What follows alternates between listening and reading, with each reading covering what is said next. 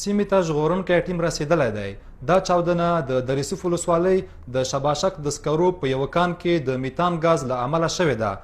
په دې تونل او ترڅنګ یې د دوو نورو تونلونو چتونه پریوتي دي. قانون پټرولیم وزارت خپل تخنیکي او عملیاتي ټیمونو ته دندې ورکړي تر څو هغه بد پاتې شوي چې په کان کې دي هغوی ته نجات ورکړي.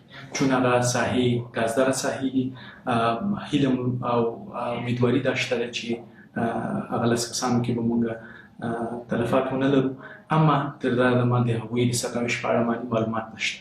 په شمال کې د سکرو د تصدۍ رئیس وایي دغه کان په غیر قانوني او خپل سر باندې کیندل کېده.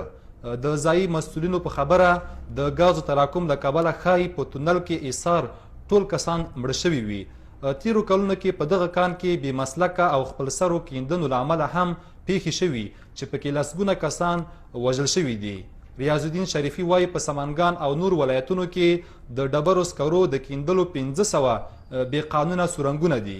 نوموړی زیاتوي بیا یې چارواکو ته دا اندېښنه ویلې چې بې قانونه سکاره ایستل مرګونې دي، خو لا هم د زورواکو لخوا دا بې قانونه کار روان دی.